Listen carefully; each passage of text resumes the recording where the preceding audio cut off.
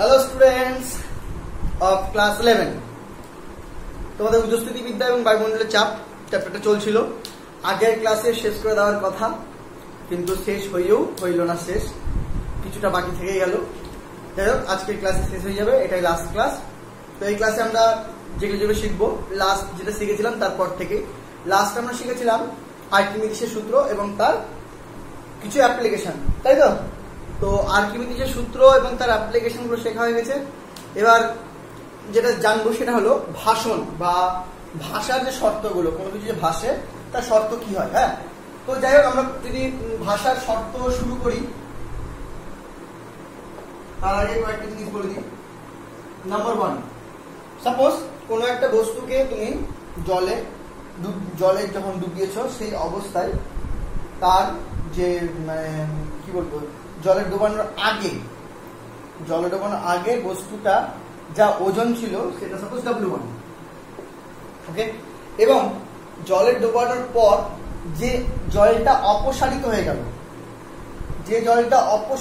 ঠিক আছে, সেই অপসারিত জলটার ওজন W2, মানে যে বস্তুটা নিয়েছো তার সম আয়তন পরিমাণ জলটার ওজন যদি W2 হয়, তাহলে কয়েকটা জিনিস মনে রাখবে। সেটা হলো নাম্বার 1, W1টা কি?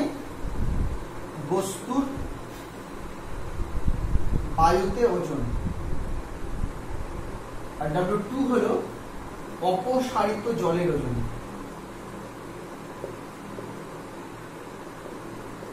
দেখো এইটুকু দেখলেন, ওকে। এইবার যদি বস্তুর ওজনটা অপসারিত যে জল রয়েছে তার ওজনের থেকে বেশি হয়, তাহলে বস্তুটা ডুবে যাবে, ঠিক আছে। অপসারিত যে জলটার ওজন সেটা অ্যাকচুয়ালি কি? প্লবতা বল। আর কিছু সূত্র তাই বলে তো, যে বস্তুটার উপর যে ঊর্ধ্বমুখী প্লবতা বল কাজ করে সেটা অপসারিত জলের ওজনের সমান, মানে ওর সমায়তন, তাই তো? এবার সেটার থেকে যদি বস্তুর ওজনটা বেশি হয়, তাহলে প্লবতা বলের থেকে কি বস্তুর ওজনটাই বেশি, তাহলে নেট ফোর্স নিচের দিকে, দ্যাটস মিন বস্তুটা কি হবে? ডুবে যাবে, ওকে। যদি এই W1টা লেস দেন W2 হয়, মানে অপসারিত যে জলটা রয়েছে তার থেকে যদি তোমার বস্তুর ওজন কম হয়, তাহলে কিন্তু বস্তুটা ভেসে উঠবে, কারণ সেক্ষেত্রে বস্তুটা ডুবতেই পারবে না, নেট বল ওপরের দিকে হবে, ওকে চেড়ে ওপরের দিকে ভাসাবে, ওকে। বাট যদি W1 is equal two W2 হয়, তবে যেহেতু আমি প্রাথমিকভাবে একটি বল জিনিসটাকে ছেড়েছি, অর্থাৎ ও প্রাথমিকভাবে একটা স্পিড পেয়েছিল, তো এবার যে স্পিডটা পেলো আস্তে আস্তে দেখলো যে কোন এক মুহূর্তে অনেকটা এগিয়ে গিয়ে বুঝতে পারলো যে ওর যে ওজন আর অপসারিত তরলের ওজনটা সমান, মানে ওর উপর যত ওজন দিয়ে ও নিচে নামার চেষ্টা করছে ততটাই ওর উপর আবার ঊর্ধ্বমুখী কি বলে প্লবতা বল কাজ করছে। যখনই ওর মনে পড়ে গেল, দেখে ফেললো যে আমার প্লবতা বলটা সমান, তখন কি হলো, সে ওই জায়গাতে স্থির হয়ে গেল। দ্যাটস মিন ব্যাপারটা ডুবে যাবে না, তবে কিছু জলের মাঝখানে ভাসবে, জলের ডুবে ভাসবে কোন টাইপের, আর এটা একদম মাটির তলে মেঝেতে চলে যেত, এটা হলো মাঝখানে ভাসবে, ঠিক আছে। তো এই তিনটে জিনিস ক্লিয়ার হলো, ওকে। ভাষার মেন শর্ত হলো কিন্তু এটাই যে W1 is equal two W2 হতে হবে, ঠিক আছে। ডুবে ভাষা কখন? তুমি যদি জোরে করে ছাড়ো, ঠিক আছে। তুমি যদি জোরে না ছাড়ো তাহলে কিন্তু সেক্ষেত্রে ও ওপরেই ভাসবে, একদম টপ সারফেসে, এটাতেও ভাসবে, এটাতেও অবশ্যই ভাসবে, এটাতেও ভাসবে, এটাতে ডুবে যাবে। এটাই মেন শর্ত ভাষার কিন্তু। কোনো জিনিস যদি ভাসে তার শর্ত হলো এটাই। এবার জাহাজ, তারপরে নৌকা, এগুলো যে ভাসে, এগুলো কিন্তু এই শর্তেই ভাসে, কারণ একদম সারফেসে থাকে না, কিছুটা ডুবেই থাকে, জাহাজের কিছু অংশ তো ডুবে থাকে, ঠিক আছে। তো ভাষণের মেন শর্ত হলো W1 is equal two W2, ওকে। তাহলে ভাষণের শর্ত কি? W1 is equal two W2। আর একটা জিনিস মেনটেন করতে হবে ভাষণের শর্তে, সেটা হলো খুব ইম্পর্টেন্ট শর্ত, সেটা হলো প্লবতা কেন্দ্র সম্বন্ধে বলেছিলাম তো, মনে আছে? বলে দিই যে একটা বস্তুকে যখন আমরা জলের মধ্যে ডুবাই, যে বস্তুটাকে ডুবাচ্ছি তার নিজস্ব একটা ভার কেন্দ্র রয়েছে, যেখান থেকে তার ওজনটা কাজ করছে, যে বরাবর সেই লাইনে। এইবার যে বস্তুটাকে যে স্থানে ডুবিয়েছি, সেই স্থানে যে জলটা ছিল বা যে তরলটা ছিল, যেটা এখন অপসারিত হয়ে গেছে ওই বস্তু দ্বারা, সেই বস্তুটা ওই জায়গাটা দখল করে নিচ্ছে, তো বস্তুটা থাকার আগে সেখানে যে জলটা ছিল তার যে ভার কেন্দ্র, সেটাই কিন্তু ওই বস্তুটার ক্ষেত্রে এখন প্লবতা কেন্দ্র হিসেবে কাজ করবে, ঠিক আছে। আর প্লবতা কেন্দ্র বরাবর লাইন বরাবরই কিন্তু প্লবতা কেন্দ্রের যে লাইন সেই বরাবরই কিন্তু তোমার প্লবতা বলটা কাজ করবে। মাথায় ঢুকি না ওটা, কারণ এখন এটা খুব ইম্পর্টেন্ট একটা জিনিস। হ্যাঁ, তো বলতে চাইছে যে ভাষণের আরেকটা শর্ত এটা হয় যে প্লবতা কেন্দ্র আর ভার কেন্দ্র বস্তু, প্লবতা কেন্দ্র জলটা, এটা কিন্তু খেয়াল রাখবে এই দুটো সবসময় একই লাইনে হতে হবে। লাইন এদিক ওদিক হলে কিন্তু তার উপর একটা দ্বন্দ্ব ক্রিয়া হবে, তারপরে কি হতে পারে সেটা দেখাচ্ছে এখনই। ওকে, তাহলে কি বললাম, ভাষণের মেন শর্ত কি, অবশ্যই W1 W2 সমান হতে হবে এবং বস্তুর যে ভার কেন্দ্র আর ওই জলটার যে প্লবতা কেন্দ্র এই দুটো একই লাইনে হতে হবে। ওকে, এইবার এই কেসগুলো যদি মেনটেন না হয়, যে ভাসছে মনে করো W1 W2, কিন্তু প্লবতা কেন্দ্র ভার কেন্দ্রের মধ্যে যদি একটু মেনটেন্স এদিক ওদিক হয়ে যায়, তাহলে কিন্তু বস্তুর মধ্যে 3 ধরনের সাম্যাবস্থা সৃষ্টি হতে পারে। কি কি? একটাকে বলা হয় নিরপেক্ষ সাম্যাবস্থা, ওকে, আরেকটাকে বলা হয় সুস্থির সাম্যাবস্থা, আরেকটাকে বলা হয় অস্থির সাম্যাবস্থা, ঠিক আছে।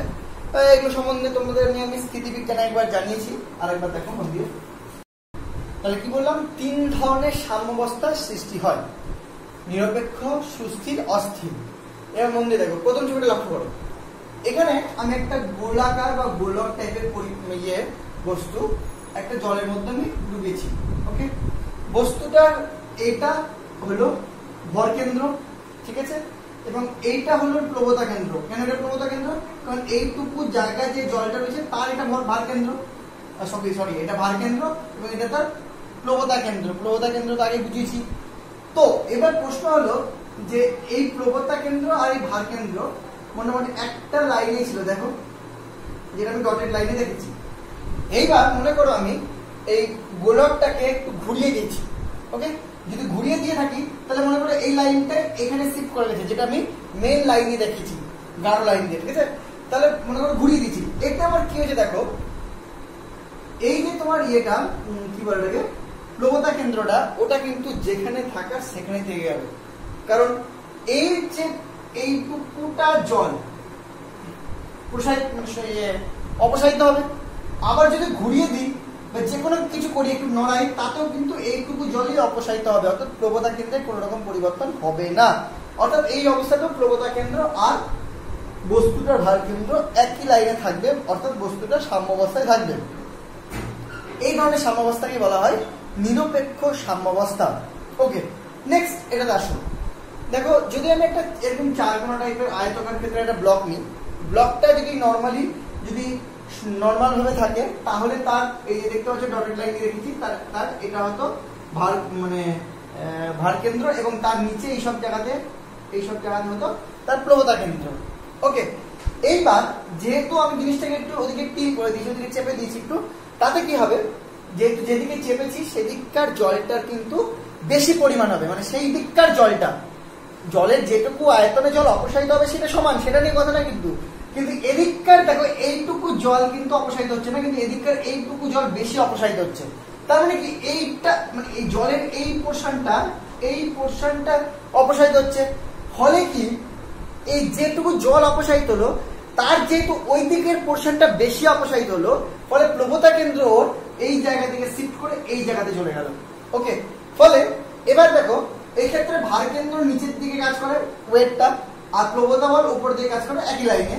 কিন্তু এই ক্ষেত্রে দেখো ভার কেন্দ্রটা নিচের বরাবরই কাজ করছে, কোনো অসুবিধা নেই, কিন্তু প্লবতা কেন্দ্র অন্য লাইন বরাবর কাজ করছে, দেখতে পাচ্ছ। তাতে কি হচ্ছে, এর মধ্যে কিন্তু একটা দ্বন্দ্বের সৃষ্টি হচ্ছে, বাট কাপল সৃষ্টি হচ্ছে, কাপল। আর কাপল কি করবে, এর মধ্যে একটা টর্ক সৃষ্টি করবে, এবং টর্ক কি করে, ঘূর্ণন গতি সৃষ্টি করে।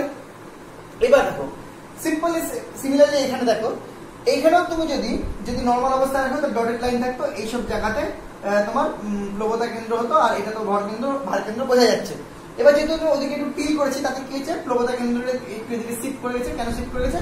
কারণ এদিককার জলটা একটু বেশি হয়ে গেছে, কারণ এইটুকু পোর্শন জলটা বেশি, ফলে একটু শিফট করবে অবশ্যই। তাহলে এক্ষেত্রেও দেখো ভার কেন্দ্র তো এই বরাবর কাজ করবে আর প্লবতা কেন্দ্র এই বরাবর কাজ করবে, মানে এখানেও কিন্তু দেখো দুটো আলাদা আলাদা লাইন, ফলে এখানেও কিন্তু একটা কাপল বা দ্বন্দ্বের সৃষ্টি হবে। ওকে, এবার এই দ্বন্দ্বের মধ্যে পার্থক্য হলো, এই দ্বন্দ্বটা কি করে, ওই বস্তুটাকে আবার তার নিজের অবস্থানে ফিরিয়ে আনার চেষ্টা করে। ওকে, কিন্তু এই দ্বন্দ্বটা কি করে, বস্তুটাকে নতুন সাম্যাবস্থা, মানে একদম আবার এদিকে টিল করে উল্টে দেয়। বস্তুটা এরকম ছিল, একটু নড়াতে এদিক হয়ে গেল, আর আগেরটা একটু এদিক নড়াতে আবার এইভাবে ফিরে আসলো, সোজা হয়ে গেল। তো এই দুটোর মধ্যে দুটো কেসেই কাপল সৃষ্টি হচ্ছে, কিন্তু এইখানকার কাপলটা ওকে তার পূর্বের অবস্থায় ফিরিয়ে নিয়ে আসছে, আর এই কাপলটা ওকে নতুন সাম্যাবস্থায় সৃষ্টি করছে। তো যেটা ওর পূর্বের অবস্থায় ফিরিয়ে নিয়ে আসতে সাহায্য করছে সেটা সেই যে সাম্যাবস্থাটাকে সেটা বলে সুস্থির সাম্যাবস্থা, আর যেটা মানে নতুন সাম্যাবস্থা সৃষ্টি করছে সেটাকে বলে অস্থির সাম্যাবস্থা। ওকে, এখানে আরেকটা জিনিস একটু জানার আছে, সেটা হলো নতুন একটা টার্ম মেটাকেন্দ্র। খুব দারুণ টার্ম, এই টার্মটা খুব ইম্পর্টেন্ট একটা, মন দিয়ে শোনো। মেটাকেন্দ্র ডেফিনেশন খুব সহজ, কিছুই না।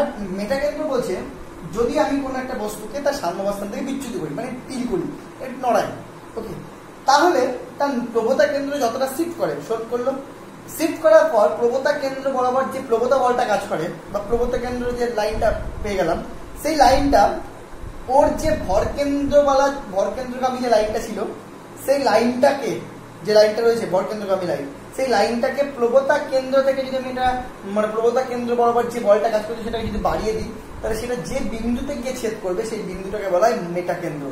যেমন ফর এক্সাম্পল এখানে এখন এটা প্রবণতা কেন্দ্র ওপর বরাবর কাজ করছে, এটা হলো তোমার ভরকেন্দ্রের লাইন, ঠিক আছে? তাহলে ভরকেন্দ্রের লাইনে এই সব জায়গাতে গিয়ে ছেদ করবে, তাহলে এই জিনিসটা, এই জায়গাটা হলো তোমার মেটাকেন্দ্র। অনেক সময় এটা বাইরেও হয়, যদি আরো একটু শিফট করে দিতে দিকে, তাহলে সেক্ষেত্রে কিন্তু এটা বাইরে হতো, ঠিক আছে? আর এক্ষেত্রে কি হয়, এক্ষেত্রে দেখো এই পারকেন্দ্র যদি উঠিয়ে দিই, তাহলে এইসব জায়গাতে তোমার পাওয়া যাবে মেটাকেন্দ্র, ঠিক আছে? তাহলে কি দেখলে যে এবার এখানে দেখো যাই করি না কেন, এটাই প্রবণতা কেন্দ্র আর এটাই হলো তোমার ভরকেন্দ্রগামী লাইন। যদি এটাকে বাড়িয়ে দিই তাহলে ভার কেন্দ্র, যেটা ভারকেন্দ্রগামী লাইন, তো ভার কেন্দ্র যে পয়েন্টটা, সেই পয়েন্টটাই কিন্তু তোমার মেটাকেন্দ্র, কারণ সেই পয়েন্টটাতে গিয়ে কিন্তু তোমার প্রবণতা কেন্দ্র বলা লাইনটা ছেদ করবে। তাহলে মেটাকেন্দ্র তিনটার ক্ষেত্রে পার্থক্য কি দেখলাম? প্রথমত নিরপেক্ষ সাম্যবলা যে বস্তুটা নিচ্ছি সেক্ষেত্রে দেখলাম মেটাকেন্দ্রটা আর তোমার ভার কেন্দ্রটা সেম পয়েন্ট। এক্ষেত্রে দেখলাম মেটাকেন্দ্রটা ভার কেন্দ্র থেকে অনেকটা ওপরে হয় এবং অনেক সময় একদম বাইরে হয়ে যায় জলে, ঠিক আছে? আর এক্ষেত্রে আমরা কি দেখলাম? এক্ষেত্রে দেখলাম মেটাকেন্দ্রটা তোমার ভার কেন্দ্রের নিচে। তাহলে এখান থেকে আমি একটা জিনিস পেলাম, যদি মেটাকেন্দ্র আর ভার কেন্দ্র একই পয়েন্টে থাকে তাহলে সেটা কোন বস্তুর ক্ষেত্রে থাকবে? নিরপেক্ষ সাম্যবলা বস্তু। যদি মেটাকেন্দ্র ভার কেন্দ্রের ওপরে থাকে তাহলে কোন বস্তুর ক্ষেত্রে? সুস্থির সাম্য। আর যদি আর যদি তোমার মেটাকেন্দ্রটা ভার কেন্দ্রের নিচে থাকে তাহলে সেটা কিন্তু হয়ে যাবে আমার অস্থির সাম্য। ওকে, এইবার একটা প্রশ্নটা হলো যে আমরা নৌকা বা জাহাজ এই যে জিনিসগুলো দেখেছি, এই জিনিসগুলো নিচের দিকে সরু হয় কেন? নিচের দিকে ব্যাকা হয় কেন? তার কারণটাই হলো ব্যাকা হওয়াতে প্রবণতা কেন্দ্র এমন করে শিফট করে যে প্রবণতা কেন্দ্র দ্বারা তৈরি হওয়া মেটাকেন্দ্র তোমার সবসময় মানে নৌকার যে ভার কেন্দ্র তার থেকে ওপরে সৃষ্টি হয়। ফলে নৌকার তো খালি আমার ভাসানোর ব্যাপার নয়, নৌকাকে আমাকে চালাতে হবে, লোকজন থাকবে, ব্যালেন্স থাকতে হবে, উল্টে যেতে না যায় সেই সব জিনিস খেয়াল রাখতে হবে। তো সেক্ষেত্রে শুধু ভাষাটা ইম্পর্টেন্ট দিলে হবে না, এক্ষেত্রে সাম্যটা মানে কিভাবে এটা সুস্থির থাকে সেটা দেখতে হবে। তার নৌকাটা এমন ভাবে করা হয় যাতে মেটাকেন্দ্রটা তোমার যাতে মানে নৌকা যদি একটু টিল করে তাহলে কিন্তু মেটাকেন্দ্রটা সবসময় ভার কেন্দ্রের ওপরে থাকবে। আর মেটাকেন্দ্র ভার কেন্দ্রের ওপরে থাকা মানে কি? নৌকাটা সবসময় সুস্থির সামনে থাকবে, মানে একটু হেলে গেলেও আবার তার পূর্বের অবস্থায় ফিরে আসবে। ওকে, আবার অনেক সময় দেখবে জাহাজে যদি লোকজন কম থাকে তাহলে জাহাজের তলে ভারী ভারী বস্তু রাখা হয়। কেন? কারণ ভার কেন্দ্রটাকে আর নিচে নিয়ে যাওয়ার জন্য। কারণ মেটাকেন্দ্র তো বলেছি নৌকা জাহাজ এসবের ক্ষেত্রে তোমার ভার কেন্দ্র উপরে হবে, কারণ সুস্থির সামনে চলছে। এবার যদি ভার কেন্দ্রকে আরো নিচে নিয়ে যায় তাহলে মেটাকেন্দ্র কি হবে? ভার কেন্দ্র থেকে আরো উপরে হবে। তাহলে মেটাকেন্দ্র ভার কেন্দ্রের গ্যাপ যত বেশি হবে বস্তুর মধ্যে সুস্থিরতা বা সুস্থির সাম্যটা তত বেশি থাকবে। ওকে, এই জন্য নৌকাতে সবসময় নৌকা বা জাহাজ এইসব জিনিসগুলো একটু নিচের দিকে টেরা হয় একটু। হ্যাঁ, ওকে, নেক্সট পয়েন্ট যাচ্ছে, যেটা একটা মিস হয়ে গেছে, সেটা হলো যে কোনো জিনিস যখন ভাসে তখন কিন্তু তার আপাত ওজন থাকে না। আপাত ওজন কাকে বলে? আপাত ওজন হলো প্রকৃত ওজন বায়ুতে মাপা, আর জলে মাপা ওজনকে আপাত ওজন বলে। জলে মাপা ওজনটা কত? প্রকৃত ওজন থেকে অপসারিত তরলের ওজনের বিয়োগফল। মানে আপাত ওজন মানে আমরা কি জানি? আপাত ওজন মানে হলো যদি প্রকৃত ওজন W1 হয় আর অপসারিত জলের ওজন যদি W2 হয় তাহলে W1 মাইনাস W2, এটা হলো আপাত ওজন। এবার আমি জানি যে ভাসমান বস্তুর মেন শর্তই হলো W1 = W2, মানে অপসারিত জলের ওজন আর বস্তুর ওজন বায়ুর ওজন সমান হওয়া উচিত। দ্যাটস মিন W1 মানে W কি হলো, 0 হলো। দ্যাটস মিন এখান থেকে কি বুঝলাম, যে ভাসমান কোনো বস্তু থাকে তার কিন্তু আপাত ওজন 0 হয়। ওকে, চলো নেক্সট, এটা হয়ে গেল।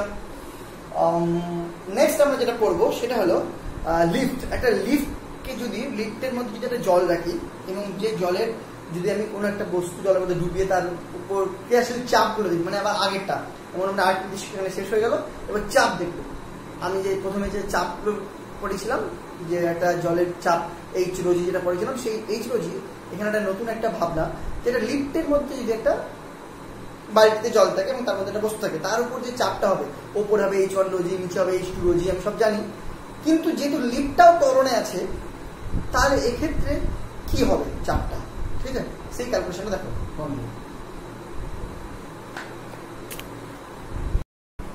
সো এবার আমাদের ইন্টারেস্ট হলো একটা কোনো জলের বালতি নিলাম মনে করো, বা জলের পাত্র নিলাম, যে পাত্রে জল রয়েছে সেখানে একটা জলের স্তম্ভ কল্পনা করলাম। এবার সেই স্তম্ভের উপর আমরা দেখেছি আপার পোর্শনে একটা চাপ কাজ করে, নিচের পোর্শনে একটা চাপ কাজ করে, এবং নেট চাপ হয়, একটা চাপের পার্থক্য হয়। তো সেই চাপের পার্থক্য আমরা নর্মালি দেখেছি। এখন একটু ইন্টারেস্টিং ফ্যাক্ট হলো, আমি যদি একটা লিফটের মধ্যে সেই পাত্রটাকে রেখে দিই এবং সেই লিফটটা যদি ত্বরণ নিয়ে ওপরের দিকে ওঠে, তাহলে তার উপর যে মানে স্তম্ভটার উপর চাপের পার্থক্য কি হবে সেটা এবার আমরা নির্ণয় করবো। Okay, so let us consider this is a পাত্র। ওকে, তাহলে এই পাত্রের মধ্যে মনে করো আমি একটা জলের স্তম্ভ কল্পনা করে নিলাম, মনে করো জলের একটা স্তম্ভ কল্পনা করলাম। ওকে, সাপোজ এই জলস্তম্ভটা এ প্রস্থচ্ছেদ এরিয়া বিশিষ্ট এবং এইচ হাইট যুক্ত, অর্থাৎ এর আয়তন হলো AH। এটুকু ক্লিয়ার একদম। এইবার সাপোজ এটা একটা লিফটের মধ্যে রাখা আছে এবং লিফটটা ত্বরণ নিয়ে উপরের দিকে উঠছে। আচ্ছা, আমরা তখন যখন নেট চাপ বের করছিলাম আপার আর লোয়ারে, তখন কিন্তু এর উপর নেট বল কিন্তু 0 ছিল, কারণ নেট বল MA হয় এবং এই তলস্তম্ভটা যদি কোথাও একটা স্থির থাকে তাহলে কিন্তু নেট বল কিন্তু 0 হয়। কিন্তু এক্ষেত্রে যেহেতু এই পাত্রটা একটা লিফটের মধ্যে রাখা আছে, এবার লিফটটা যেহেতু ত্বরণ নিয়ে চলছে, তাহলে ত্বরণ নিয়ে চলা মানে কি, লিফটের উপর একটা বল কাজ করছে MA। যদি স্তম্ভ মানে যদি তলস্তম্ভের কথা বলি, তাহলে তলস্তম্ভ যদি ভর M হয়, তাহলে লিফটের সাথে এও MA এই বলে উপরের দিকে উঠছে, তাই তো নেট বল কাজ করছে উপরের দিকে। তাহলে নেট বল এক্ষেত্রে কিন্তু থাকবে। আর নেট বল মানে নিউটনের ল থেকে আমরা জানি নেট বল equal to MA। If there is a acceleration there is a net force. যদি কোনো অ্যাক্সেলারেশন থাকে তার মানে বস্তুর উপর নেট ফোর্স কাজ করছে। এবার লিফটে যদি এই অ্যাক্সেলারেশন নিয়ে উঠছে, অর্থাৎ এর উপর কিন্তু নেট ফোর্স কাজ করবে। তো নেট ফোর্সটা বের করার আগে আমি ফ্রি বডি ডায়াগ্রাম করবো এবং খুঁজে নেবো এর উপর কি কি ফোর্স কাজ করছে। ওকে, তো সিম্পল, সাপোজ ধরে নিলাম এই উপরের পোর্শনটা H1 হাইটে রয়েছে, নিচের পোর্শনটা H2 হাইটে রয়েছে, এবং এই H2 মাইনাস H1টাই হলো কিন্তু H মানে তলস্তম্ভের হাইটটা। ওকে, সো এই H1 হাইটের ডাউনওয়ার্ড প্রেসার কাজ করবে, দ্যাট ইজ H1 রো জি, এটা আমরা সবাই শিখেছি, সেটাকে সাপোজ ধরলাম P1। ওকে, তাহলে এর উপর যদি P1 প্রেসার কাজ করে এই এরিয়ার উপর, তাহলে এখানে যে ঘাত বলটা কাজ করে ফোর্স, সাপোজ নাম দিলাম F1, this F1 is equal two P1 into A। এটা বুঝতে পারলে? সিম্পল। নেক্সট, এখান থেকে আপওয়ার্ড ফোর্স কাজ করবে, সেই ফোর্সটা কত, সেম H2 রো জি, কারণ এটা H2 হাইটে রয়েছে, ঠিক আছে। এবার H2 রো জি যদি এর উপর আপওয়ার্ড ফোর্স কাজ করে, তাহলে এখানে যে ফোর্সটা হবে সেটা ইনটু এটা P2 ধরলাম ফোর্স, সেই P2 কে যদি আমি A দিয়ে গুণ করে দিই তাহলে এটা হয়ে গেল F2। তাহলে F1 হলো ডাউনওয়ার্ড ফোর্স, F2 হলো আপওয়ার্ড ফোর্স। এবার F1 মানে P1 A R F2 equal to P2 এ। ওকে, এবার আর কোন ফোর্স, হ্যাঁ এর একটা ওয়েট কাজ করছে নিচ বরাবর mg। ওকে, এমটা বের করা যাবে, m ইকুয়াল টু AH মানে আয়তন ইনটু রো মানে ডেনসিটি, আর g মানে তোমার অভিকর্ষীয় ত্বরণ। তাহলে AH ঘনত্ব আয়তন ইনটু ঘনত্ব মাস ইনটু g হয়ে গেল তোমার ওয়েট, ঠিক আছে। তাহলে এই তিনটা ফোর্স কাজ করছে, mg ডাউনওয়ার্ড, F1 ডাউনওয়ার্ড আর F2 টা আপওয়ার্ড। ওকে, এবার নেট ফোর্স যেহেতু উপর দিকে অ্যাক্সেলারেশন হচ্ছে, দ্যাটস মিন F2 টা বেশি সবথেকে, তাহলে F2 মাইনাস এটা হলো আপওয়ার্ড ফোর্স, আর ডাউনওয়ার্ড ফোর্স কি কাজ করছে? একটা P1 A কাজ করছে downward force, that is sorry F1 কাজ করছে একটা ডাউনওয়ার্ড ফোর্স, প্লাস কাজ করছে mg, that is h a rho g, এই তো h a rho g ব্যাস, এটাই তো wait w mg m into g। তাহলে এটা, তাহলে ডাউনওয়ার্ড এর ওয়েটটা কাজ করছে, that is a h rho g, F1 টা ডাউনওয়ার্ড কাজ করছে, F2 টা কাজ করছে আপওয়ার্ড। ওকে, তাহলে this net force equal two আবার ma, সেই am টাও অবশ্যই h a rho g, rho খালি, এটা তো মাস খালি, ইনটু a। ওকে, এখানে কিন্তু m হলো h a রো, এটা কিন্তু অ্যাক্সেলারেশন, এখানে weight that is into g করেছি। ঠিক আছে, এই জায়গাগুলো না বুঝতে পারলে বলবে, খুব সহজ জিনিস। ওকে, এবার যদি আমি এইটা ক্যালকুলেশন করি, আমি মানগুলো যদি বসিয়ে দিই, F2 মানে কি P2a minus P1a minus h a rho g is equal to h a rho a। আচ্ছা, এখান থেকে a কমন নিলাম, তাহলে P2 minus P1 into a equal to ওদিকে h a rho g থাকলো, এটা ওদিকে চলে গেল plus h a rho, sorry এদিকে a ছিল ওদিকে g হয়ে গেল, that is h a rho common নিতে গেলে a প্লাস g। তাহলে ভালো মতো দেখো, এবার a কেটে গেল, তাহলে ফাইনালি যেটা পেলাম সেটা হলো P2 minus P1 is equal to h rho a plus g। ওকে, এইবার মনে করে দেখো, আগের বার যখন আমি করেছিলাম যে একটা তরল স্তম্ভের মধ্যে কি প্রেসার ডিফারেন্স হয়, সেটা করেছিল আমার h rho g, মনে করে দেখো h rho g। তাহলে এখানে কি বেরোলো? এখানে দেখা বেরোলো h rho g plus a বা a প্লাস g। তার মানে বুঝতে পারছো, যদি একটা লিফট a ত্বরণ নিয়ে ওঠে, তো তার সেই মানে ত্বরণ নিয়ে ওঠা লিফটের মধ্যে যদি আমি একটা জলস্তম্ভ জল রেখে দিই, তো সেই জলস্তম্ভের উপর যে প্রেশারটা কাজ করে, সেটা নর্মালি যদি স্থির অবস্থায় রাখি, তাহলে যে প্রেশারটা কাজ করবে তার থেকে h rho a, মানে এটা হলো লিফটের ত্বরণ, সেই পরিমাণ বেশি প্রেশার ডিফারেন্স হবে একটা স্তম্ভের উপর মধ্যে। ওকে, তাহলে এই ক্যালকুলেশনটা আমরা করলাম। এবার সাপোজ যদি লিফটটা a ত্বরণ নিয়ে নিচের দিকে নামতো, তাহলে খালি ইকুয়েশনটা পাল্টে হতো P2 minus P1 is equal to h rho g minus a হয়ে যেত। ঠিক আছে, g প্লাস a হয়ে গেল, g মাইনাস a, মানে এখানে প্রেশারটা কমে যেত, সেটা কতটা কমতো, h rho a পরিমাণ কমে যেত। আচ্ছা, সাপোজ যদি লিফটটা স্থির ছিল বা সমবেগে ওঠানামা করতো, যদি লিফটটা স্থির থাকে বা সমবেগে ওঠানামা করে, তাহলে a তো শূন্য হয়ে যাবে, আর a শূন্য হয়ে যাবে মানে কি P2 minus P1 is equal to h rho g only। কারণ আগেরটাই, সে লিফটে থাক, লিফট যদি সমবেগে ওঠানামা করে, তাহলে লিফটে থাক বস্তু, আর নর্মালি কোথাও থাকুক, pressure difference h rho g হয়। ঠিক আছে, যেটা আগে ক্যালকুলেশন করেছিলাম। আচ্ছা, আরেকটা কেস, যদি বাই চান্স লিফটটা ছিঁড়ে যায়, মানে লিফটটা অবাধে যদি পড়ে, তাহলে কি লিফটের ত্বরণটা কি হবে, g এর সমান হবে, এবং লিফট নিচের দিকে নামছে, মানে এই ইকুয়েশনটা হবে। তাহলে এখানে a এর জায়গায় যদি g বসিয়ে দিই, তাহলে g মাইনাস g শূন্য, তাহলে P2 minus P1 equal to শূন্য, মানে কোনো প্রেশার ডিফারেন্স থাকবেই না। তার মানে প্রেশার দিয়ে ক্যালকুলেশনটা করে নিলাম। ওকে, এবার নেক্সট একটা ক্যালকুলেশন, এটা খুব ইন্টারেস্টিং ক্যালকুলেশন, সেটা হলো যে, আচ্ছা আর একটা জিনিস একটু বলতে ভুলে গেছি, এটা বলে দিই, তারপরে নেক্সট ক্যালকুলেশনটা করছি। সেটা হলো আর্কিমিডিসের ল পড়ার পর আমরা কিন্তু একটা জিনিস এখন বলতে পারি, যে সেটা হলো 1 কেজি যদি তুমি তুলো নাও আর 1 কেজি তুমি যদি লোহা নাও, আগে ছোটবেলায় বাচ্চাদের যদি জিজ্ঞেস করা হতো কোনটা বেশি ভারী মনে হবে, তাহলে সেই বাচ্চাটা বলতো যে 1 কেজি লোহা, তাই বলতো তো। এবার আমরা তাকে উত্তর দিতাম যে না, 1 কেজি লোহা নয়, 1 কেজি লোহা আর 1 কেজি তোমার কি বলে থাকে তুলো, দুটোই একই। কিন্তু ভারী ফিলিংস মানে কি, তুমি হাতে নেবে তো, আর তুমি যদি হাতে কোনো বস্তুকে নাও, তো যদি 1 কেজি লোহাই নাও আর 1 কেজি তুলোই নাও, দুটো যদি তুমি হাতে নাও, তোমার হাতটাকে কেন্দ্রের দিকে টানবে তো। দ্যাটস মিন তুমি হাতের মধ্যে যে ফিলটা করছো, সেটা অ্যাকচুয়ালি কি ওজন, তো বলটা ফিল করছো তো, এটা তো আর ভর না, দাঁড়িপাল্লা দিতে বাবা হচ্ছে না 1 কেজি তুলা আর 1 কেজি লোহা, তাহলে 1 কেজি তুলা তুমি হাতে নিয়ে যখন রেখেছো আর 1 কেজি লোহা যখন না তুমি হাতে রেখেছো, তোমার অবশ্যই 1 কেজি লোহাটা বেশি ভারী মনে হবে, কারণ তার ওজনটা বেশি। দুটোর ভর এক হলেও কিন্তু ওজনটা বেশি। কেন কেন ওজন বেশি?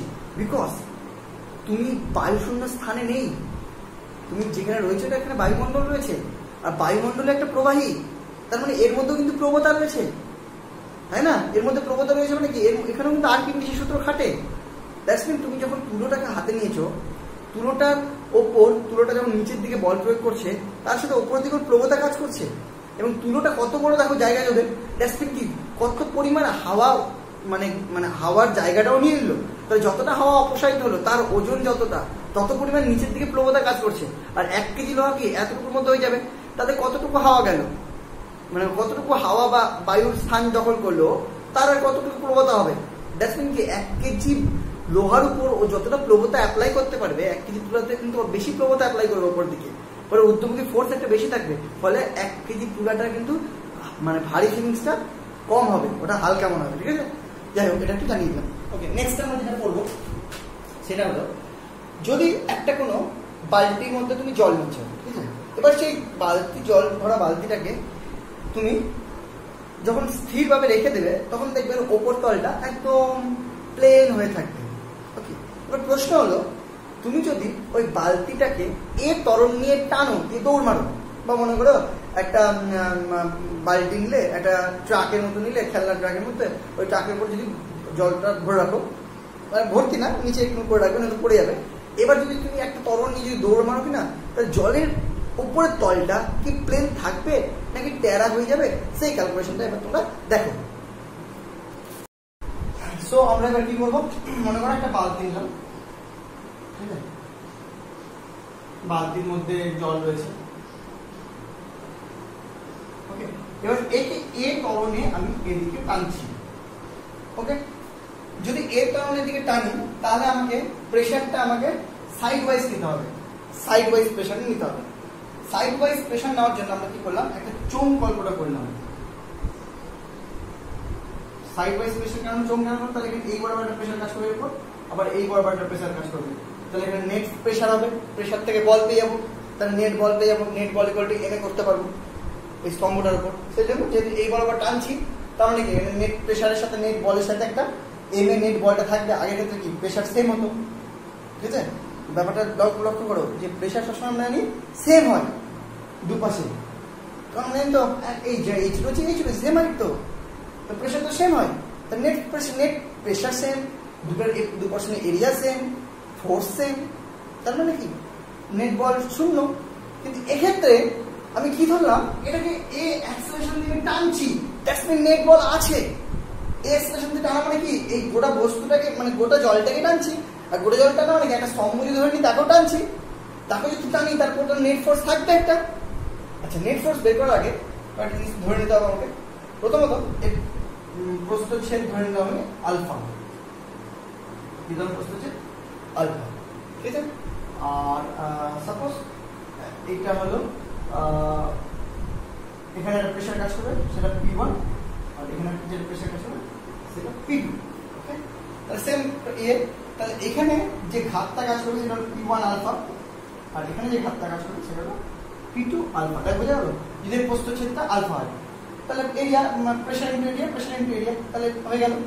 এইবার যেহেতু বস্তুটা এদিকে ছুটছে, দ্যাটস মিন P1 আলফা, মানে এই ঘাত বলটা বেশি, তাহলে নেট ফোর্স কত, P1 into alpha minus P2 into alpha equal to M, এই ত্বরণ।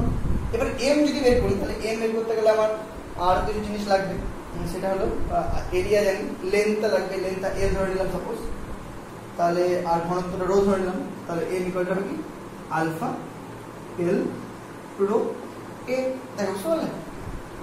আচ্ছা, তাহলে এখান থেকে প্রেশার ডিফারেন্স কত হবে, P1 minus P2 equal to into alpha equal to alpha l rho a. এখান থেকে আলফা যদি কেটে যায়, তাহলে P1 minus P2 equal to l rho a. এখান থেকে তুমি কি বুঝতে পারলে, যদি একটা এ অ্যাক্সেলারেশন দিয়ে বস্তুটাকে আমি টানি, তাহলে আমি দেখছি net force equal to m a করতেই হবে, বললাম। করে আমি নেট ফোর্স থেকে দেখলাম net pressure equal to l rho a. এবার নেট প্রেসার কি করে এল রো এ হয়? নেট প্রেসার তো 0 হওয়া উচিত, কারণ এটা যে হাইটে আছে এটা সেম হাইটে আছে, তাহলে এখানে যা প্রেসার কিন্তু সেম প্রেসার হয়। কিন্তু আমি দেখছি যদি আমি এ এক্সপ্রেশন থাকে তাহলে সেটা এল রো এ অ্যান্সার আসছে। তার মানে এখান থেকে কি বুঝতে পারছি, এটা যদি একটা পজিটিভ অ্যান্সার, যেহেতু যদি অ্যাক্সেলারেশন হচ্ছে তার মানে এটা পজিটিভ অ্যান্সার। তাহলে এটা যদি একটা পজিটিভ অ্যান্সার হয় তাহলে নিশ্চয়ই P1 টা P2 থেকে বেশি, নাহলে কি হবে কখনো?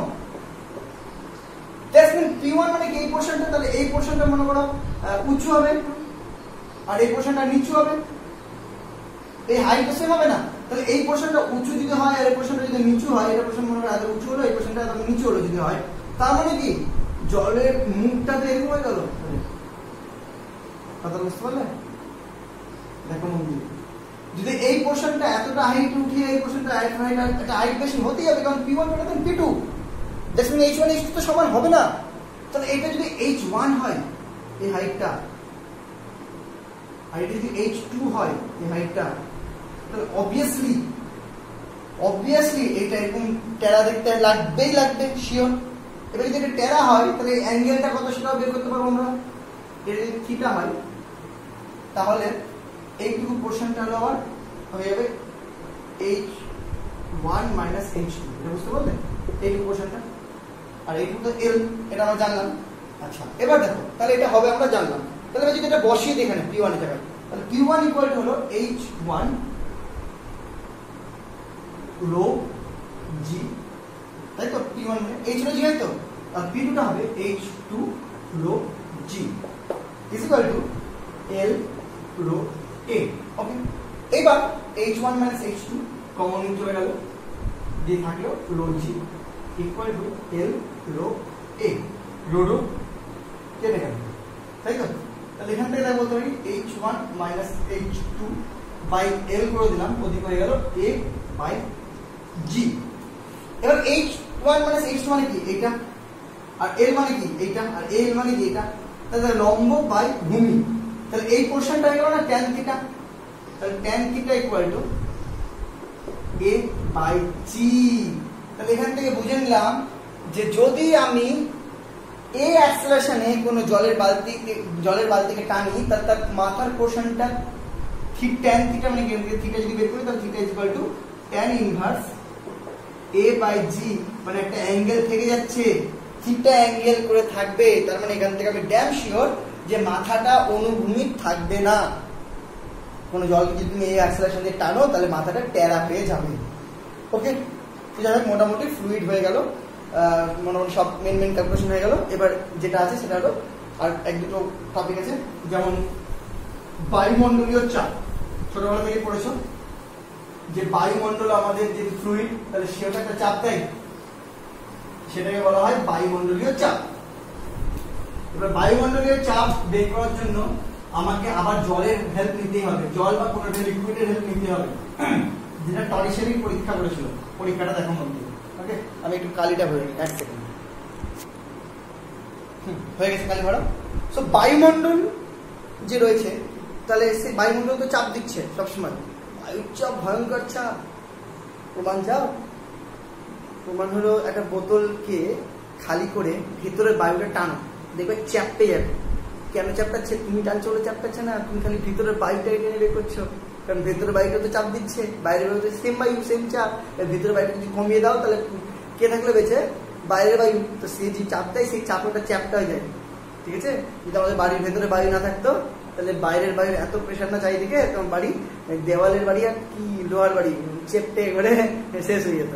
বায়ু কিন্তু প্রচুর চাপ। তাহলে এই চাপটা যদি তুমি ক্যালকুলেশন করতে যাও তাহলে সেটা টরিশেলি করেছিল, সেই ক্যালকুলেশনটা দেখো।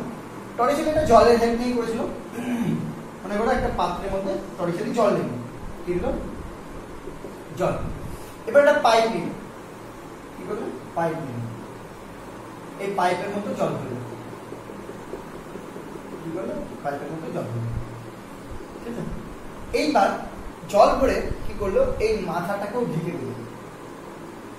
যে মুহূর্তে মাথা ঢেকে দিল, অর্থাৎ এইখানে একটা বায়ু প্রেসার পড়ছে, তাই না? অ্যাটমসফেরিক প্রেসার, হ্যাঁ, কিন্তু এখানে কোনো অ্যাটমসফেরিক প্রেসার নেই। যদি এখানেও বায়ুর চাপ থাকতো এখানে যদি খোলা থাকতো তাহলে এখানে বাই চাপ পড়তো। এবার এখানে যে অ্যাটমসফিয়ারিক প্রেসার, এখানেও অ্যাটমসফিয়ারিক প্রেসার সেম হতো। এবং তাতে কি হতো, এখানে যদি জল ভরা হতো দিয়ে যদি এই এখানে যদি দুটো পাইপই খোলা মুখ এবং এখানে ছেড়ে দিলে সমস্ত জলটা আবার গড়িয়ে নিচে পড়ে যেত। কেন? কারণ এখানে যে অ্যাটমসফিয়ারিক প্রেসার দিচ্ছে সেই প্রেসারটা ঘুরে গিয়ে তো এখানে যাচ্ছে, আবার উপর থেকেও তো অ্যাটমসফিয়ারিক প্রেসার পড়ছে, এবার দুটো প্রেসার সেম, তার নেট প্রেসার শূন্য। এবার এই জলটা তো একটা ওয়েট আছে, সেই জলটা নিজের ওয়েটের জন্য নিচে দিয়ে পড়ে গেল, তো সবটা শেষ হয়ে যেত। কিন্তু যদি আমি আপার পোর্শনটা ঢেকে দিই তাহলে কি হবে, শুধু এই অ্যাটমসফিয়ারিক প্রেসারটা এর উপরে কাজ করবে, মানে জলটাকে উপর দিকে ঠেলবে, মানে অ্যাটমসফিয়ারিক প্রেসারটা কাজ করতে থাকবে এর উপর দিয়ে। কিন্তু এখানে কোনো অ্যাটমসফিয়ারিক প্রেসার নেই, তার মানে এবার ও পড়ার চেষ্টা করবে কি নিজের ওয়েটের জন্য খালি, আর ওকে বাধা দেবে কি এই অ্যাটমসফিয়ারিক প্রেসার। তাহলে এইবার যদি জলটা পড়তে থাকে দ্যাটস মিন কি বুঝবো, অ্যাটমসফিয়ার যে প্রেসারটা দিচ্ছে তার থেকে এই স্তম্ভে থাকা জল যতটি রয়েছে তার ওয়েট বেশি, তার ফলে নিচের দিকে পড়ছে। আর যদি জল একটুও না পড়ে তাহলে কি বুঝবো, অ্যাটমসফিয়ার যে প্রেসারটা দিচ্ছে তার থেকে জলের যে জলটা পাইপে রয়েছে তার ওয়েট কম। এবার যদি আমি পাইপটাকে আর লম্বা করি, লম্বা করেও যদি দেখি যে জল ঢাকার পরে এক ফোঁটা পড়ছে না, মানে কি অ্যাটমসফিয়ারিক প্রেসারটা তার থেকেও বেশি এই পাইপে যা জল আছে তার থেকেও। এরকম লম্বা করতে করতে এমন লম্বা করলাম যে সেই লম্বা করার পর দেখছি যে যতটি জল এই পাইপে আসছে তার থেকে সাপোজ এবার অ্যাটমসফিয়ারিক প্রেসারটা মানে বেশি, এবার ওজনটা বেশি না, সেক্ষেত্রে কি হবে, জলটা সরি অ্যাটমসফিয়ার প্রেসারটা বেশি না, অ্যাটমসফিয়ারিক প্রেসারটা বেশি না, তোমার জলটার ওয়েটটাই বেশি। তাহলে সেক্ষেত্রে কি হবে, যদি জলটার ওয়েটটা এই মানে বায়ুর চাপের থেকে বেড়ে যায় সেক্ষেত্রে কি হবে, জলটা নিচের দিকে আস্তে আস্তে পড়বে। কতটা পড়বে, যতটা ওয়েট ওর বেশি আছে, নেট ফোর্স যতটা, তার নেট ফোর্সে মনে করো জলটা আস্তে আস্তে নিচের দিকে পড়ছে, তার উপরেটা কমছে, তাই তো। কমতে কমতে যেই মুহূর্তে সাপোজ একটা হাইট পর্যন্ত জল আসার পর যেই মুহূর্তে ওয়েটটা তো কমছে, যে কমতে কমতে যেই ওর ওয়েটটা অ্যাটমসফিয়ারিক প্রেসারের সমান হয়ে যায় সেই মুহূর্তে কি হবে, জলটা সেখানে দাঁড়িয়ে যাবে। তাহলে আমি অ্যাটমসফিয়ারিক প্রেসার বা বায়ুমণ্ডলের চাপ বের করতে পারবো না, ঠিক আছে, কিন্তু জল যে হাইটে জল দাঁড়ালো সেইটুকু জলটা কালেক্ট করে তার ওজনটাই বের করতে পারবো। কতটা জলের ওয়েট আমার এই বায়ুমণ্ডলের চাপকে আটকাতে পারবো সেটা বের করতে পারবো। তো যতটা জলের ওয়েট হলো তো সেই যে বলটা, ওয়েটটা তো বল, আর অ্যাটমসফিয়ারিক প্রেসার যেটা মানে বায়ুমণ্ডলের চাপ যেটা, মানে সেই বল থেকে ক্ষেত্রফল দিয়ে গুণ করে যে চাপ বেরাবে, এইটুকু জল যে চাপটা দেবে, এই জলটা চাপ দেবে তো নিচের দিকে ওজনের সাথে ক্ষেত্রফল গুণ করে, বল ক্ষেত্রফল করে, তাহলে এইটুকু জল যে চাপটা দিচ্ছে আর বায়ুমণ্ডল যে চাপ দিচ্ছে সেই চাপটা সমান। তাহলে বায়ুমণ্ডলের চাপ ডাইরেক্ট বের করা যাবে না, তবে কম্পেয়ার করে বলা যাবে যে এটা যত হাইট হোক না কেন সেই হাইটের জলের স্তম্ভ যে চাপ দেয় বায়ুমণ্ডল সে চাপ দেয়। এই হাইটটা সাপোজ বোধ হয় 10.3 মিটারের মতো হয়, মানে মোটামুটি 3তলা বিল্ডিং এর কাছাকাছি সাপোজ এরকম লম্বা পাইপ নিতে হয়। ওকে, তো এবার এত লম্বা পাইপ নিয়ে তার এক্সপেরিমেন্ট করা যাচ্ছে না, তাহলে আমাকে এই যে তরলটা জলের বদলে যদি এখন কোনো ভারী তরল ইউজ করি তাহলে সেক্ষেত্রে লেন্থটা অনেক কমে যাবে, অল্প জলে অল্প তরলে হয়ে যাবে। তো সেটাই হলো নাই হলো ভারী তরলটা হলো নাই পারদ, কি নাই পারদ। পারদ যদি আমি 1 মিটারও পারদ নিই, 1 মিটার পারদের যদি স্তম্ভ নিই এবং সেই স্তম্ভের মাথা ডেকে যদি পারদের মধ্যে ছেড়ে দিই তো দেখবো পারদটা আস্তে আস্তে নিচের দিকে নামছে না, মানে কি 1 মিটার স্তম্ভে যতটি পারদ থাকে তার থেকে বায়ুমণ্ডলের চাপ অনেক কম, পারদের ওয়েটটা বেশি, নামছে। নামতে নামতে নামতে দেখবো যেখানে থেমে গেল পারদটা সেটার হাইটটা হয় 76 সেন্টিমিটার। তো 76 সেন্টিমিটার যে পারদ বেঁচে থাকলো সেটার যে চাপ দিচ্ছে নিচের পারদকে আর অ্যাটমসফিয়ারিক বা বায়ুমণ্ডলের চাপটা কিন্তু তার সমান, ফলে সেখানে দাঁড়িয়ে যায়। ঠিক আছে, তাহলে বায়ুমণ্ডল চাপের সঙ্গে আরেকটা বলতে পারি যে 76 শ্রেণী পারস্তম্ভ যে চাপটা দেয় সেটাও কিন্তু বায়ু চাপের সমান। ঠিক আছে, কয়েকটা জিনিস একটু অ্যাড করতে হয়, 45 অক্ষাংশে, তারপরে সমুদ্র পৃষ্ঠে, এইসবে গিয়ে পারফেক্টলি ভ্যালুটা বের করার জন্য সেখানে কিন্তু 76 শ্রেণীতে দাঁড়ায়, অন্য জায়গায় একটু এদিক ওদিক হতে পারে। ঠিক আছে, তো সেটাই প্রমাণ বায়ুমণ্ডলের চাপও বলে।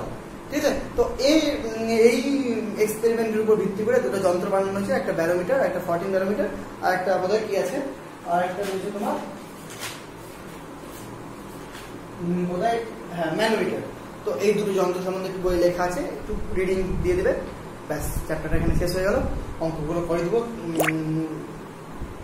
যদি অসুবিধা হয় জানাবে, এক্সাম্পলে পড়বে। ঠিক আছে, যাই হোক, thank you, tata, bye bye. Class ভালো লাগলে অবশ্যই শেয়ার করবে। চলো।